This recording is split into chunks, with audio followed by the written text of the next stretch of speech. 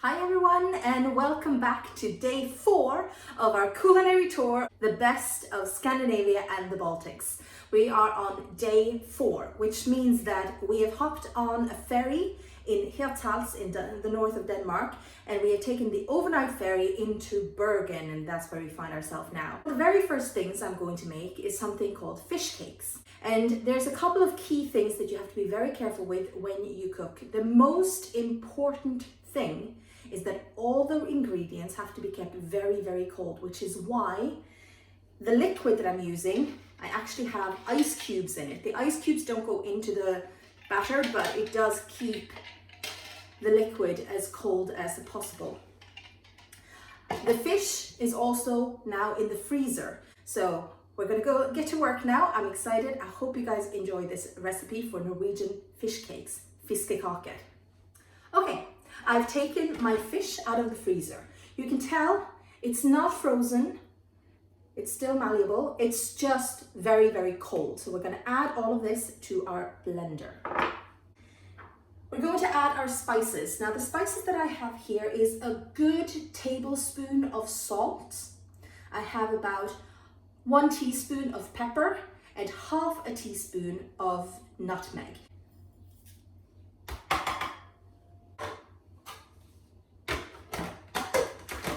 Now we're going to start to work it.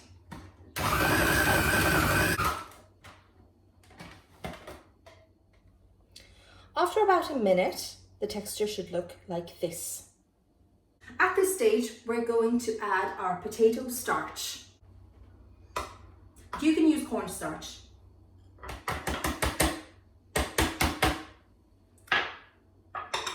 Then I'm going to add our onions. I'm using about a little over half an onion here. I like quite a strong onion flavor. Some people also use chives instead of onions, or you can also use leek.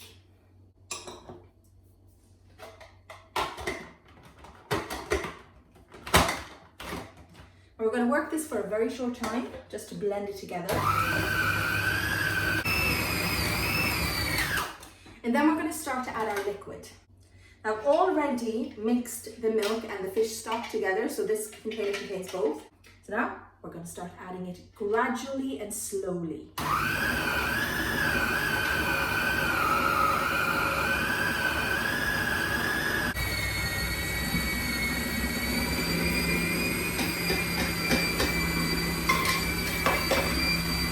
Now this is the texture that you are looking for. You can see here, it's holding its texture quite well, which is going to be great when we're making our patties for frying.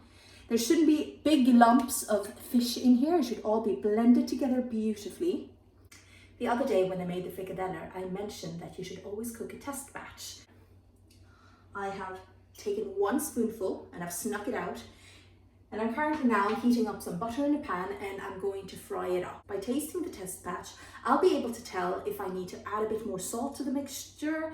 Do I need to add any more liquid? Is the texture correct? Is the texture the way that I want it? Should I add a bit more potato starch? All of these things.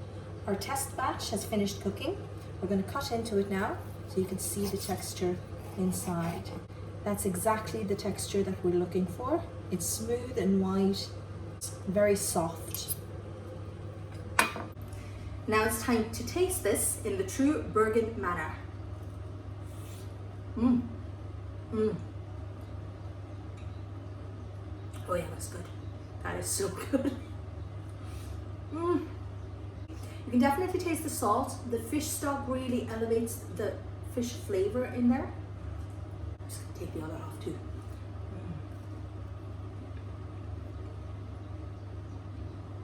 The nutmeg is very subtle. You can barely taste it. It's actually more a scent than a flavor, the nutmeg.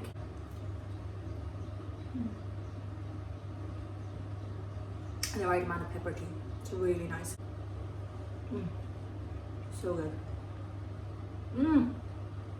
I'm so happy. Our mixture has rested in the fridge for about 20 minutes now. So we're going to take it out and we're going to fry up the rest of our fish cakes. All right, everyone, it's time to fry up our fish cakes. The water, especially cold water, keeps the fish mixture from sticking too much to the spoons. This is a good tip to know when you are cleaning your appliances afterwards as well, because sometimes the fish mixture can be a bit sticky and be difficult to clean away. Just rinse it with cold water and it'll come right off without any problems, and then you go back in later on with hot water. So we're just popping it in and we're flattening it slightly and just fixing any sort of uneven edges along the side of it. There we go. If you find it difficult to use 2 spoons, then what you can actually do is just use 1 spoon and the palm of your hand, like so. You just want to work fairly quickly to make sure that you don't bring the temperature up too much, because that will compromise the texture.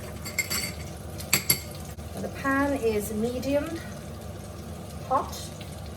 You don't want it too hot, because what happens is the outside will burn while the inside doesn't cook. Now I'm going to pop a lid on. This will help them cook through, and I'm going to leave them there for 3 to 4 minutes, and then I'm going to turn them over. Okay, our first batch of fish cakes, you see they're gorgeous on both sides. They are done. We're going to take them off. There we go. And now we're going to cook another batch.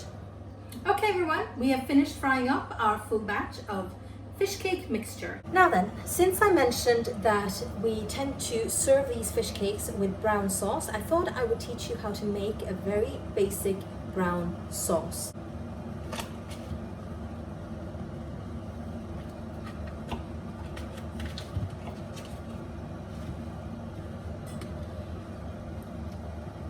Now, I've added the butter.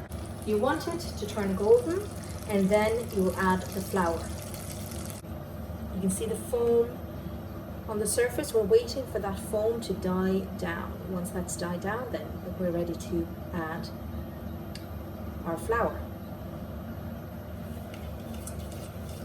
There we go.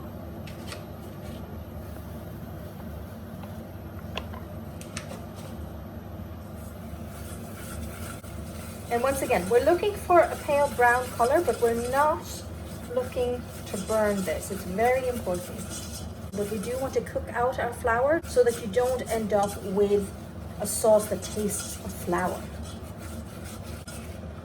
Okay, you can see here what it looks like. You can see that pale brown color. We're going to start to add our beef stock now. So we're not going to put all of it in at once. We're going to just put a little bit and stir. Make sure there's no lumps. And we're going to add more. Stir. And more. And that is the last of the beef stock. And now we're actually going to add some fried onions. I fried some onions here earlier, you can see here. Now they're quite dark brown, almost burnt in pieces. That's fine. That's what's going to add color to our sauce. And now we're going to let this simmer for about 20 minutes, and it's going to start to thicken during that time. And we're going to add the last secret ingredient, which is soy sauce. We're going to add 1, 2, 2.5, and then some. And now I'm going to put this into a tall container, and I'm going to use a stand mixer to blend it all together. And there we have it, the finished sauce. I added a little bit of sour cream to the sauce and some freshly ground pepper. Now we're going to add our fish cakes to the sauce, let them warm through, not cook. We're not bringing this back to the boil.